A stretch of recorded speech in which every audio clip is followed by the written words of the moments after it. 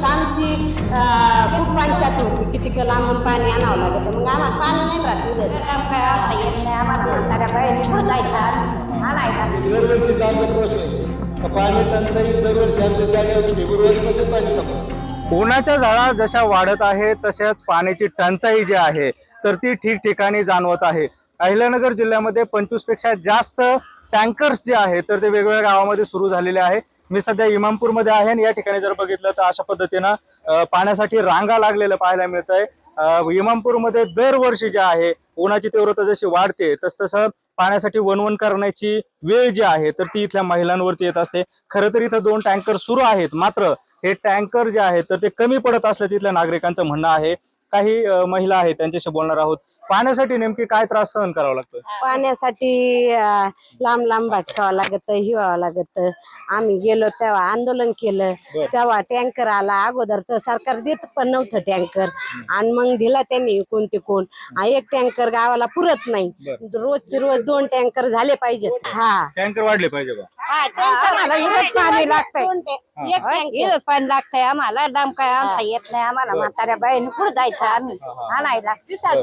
Tanker कधी येतं, किती वेळ राहतं पाणी, काय नेमकं? पाणी सकाळी जर टाकलं ना तर 1.5-2 तासात संपून जातं. हा, मग आम्ही हांड्याने पाणी आणतो. आमची खूप पंचायत होती, किती लांबून पाणी आणावं लागतं, मग आम्हाला पाणी नाही राहत इथं.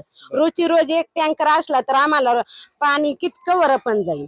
हा, सकाळपासून धावपळ चालू आहे. हा, सकाळपासूनच पाण्याची धावपळ चालू आहे आमची. आता हे प्यायचं पाणी आहे, मग जनावरांचं पाण्याचं कसं? सगळं मग माणसाने प्यायचं, जनावरांनी उपाशी राहायचं काय? हा, मग आता जनावरांचा नाही का जीव काही, हा का माणसांचा जीव आहे? हाय का नाही मामा? बरोबर आहे नाही? आता सरपंच देखील आहे, त्यांच्याशी बोललं पाहिजे आपण. काय एकंदरीत सांगाल, कसं पाण्याची इथे व्यवस्था आहे? नाही नाही, आमचं काय इमामपूर गाव हे का नाही डोंगर याच्यात आहे, त्याच्यामुळे हे दरवर्षीचा आमचा प्रश्न आहे. पाणी टंचाई दरवर्षी आमच्या जानेवारी फेब्रुवारी मध्येच पाणी संपतात, अशी परिस्थिती. कारण आम्हाला असा मोठा स्रोत नाही पाण्याचा, त्याच्यामुळे ते दरवर्षी जानेवारी फेब्रुवारी मध्येच सुरुवात होतं.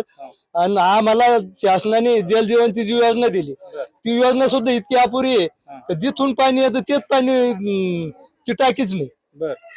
जल जीवन मिशनची योजना जी ती घरोघरी पाईप गेले, घरापर्यंत पाईप गेले, पण कनेक्शन कारण टाकीचं जलजीवनचं पाणी नाही ना.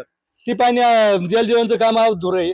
दुसरी गोष्ट असं आहे, 2011ला जनगणना जी झाली त्यावेळेस 2240 लोकसंख्या होती, त्याप्रमाणे आज टँकर पडतो. आज 2026 आहे, आमच्या गावची लोकसंख्या 3500 आहे, त्याप्रमाणे पाणी येत नाही ना. 3500च्या हिशोबात जर पाणी आलं तर आमची एखाद्या वेळेस पूर्तता पण होऊ शकते. तुम्ही अशी मागणी केली होती शासनाकडे काही जास्त पाणी द्या म्हणून? गेल्या वर्षी केली होती बुवा आम्हाला. तुम्ही त्यावेळेस पंचायतीची जी मिटिंग झाली होती त्यावेळेस प्रांत साहेबाला समोर जलजीवनच्या अधिकाऱ्यांनी सांगितलं होतं की बाबा तुमचं पाणी आहे ना, तर जलजीवनचं सगळं इमामपूरला घरोघर पाणी गेलेलं आहे, कनेक्शन झाली.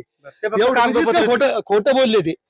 हा, मग ज्यावेळेस मी तिथं उभं राहून सांगितलं की साहेब कनेक्शन सुद्धा नाही, फक्त जलजीवनचं पाणी गेलं, पण ज्या टाकीत पाणी टाकायचं तिथंच जिकून पाणी यायचं तीच लाईन नाही ना, असा विषय येतो ना. काय मागणी असेल शासनाकडे आता? आमची एकच मान्य आहे का बाबा तुम्ही आम्हाला इमामपूर गावची कायमस्वरूपी पाण्याची टंचाई दूर होईल अशी काहीतरी योजना करा.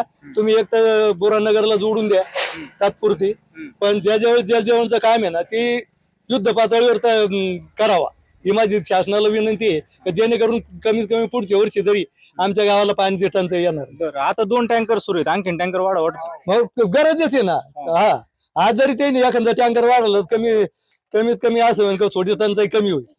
त्याच्यामुळे 2 ऐवजी 3 टँकर द्यावा. 40,000 येतं पाणी ना, तर 60,000 आलं तर थोडीशी फरक पडत. एकूण जर बघितलं तर या ठिकाणी जलजीवन मिशनचे जे आहे काम झालंय, मात्र जो पाण्याचा स्रोत आहे त्या ठिकाणीच पाणी येत नाही, त्यामुळे ते पाणी जे आहे गावापर्यंत पोहोचत नाही. आणि अशा पद्धतीने टँकरनं पाणी पुरवठा सुरू आहे, मात्र तो देखील अपुरा असल्याचं ग्रामस्थांचं म्हणणं आहे. त्यामुळे या ठिकाणी आणखी एक टँकर वाढवावा अशी मागणी महिला तसेच ग्रामस्थांनी व्यक्त केली आहे. Camera person Girish Sunil Bongale, ABP Majha, Imampur, Ahilyanagar. ABP माझा, उघडा डोळे बघा नीट.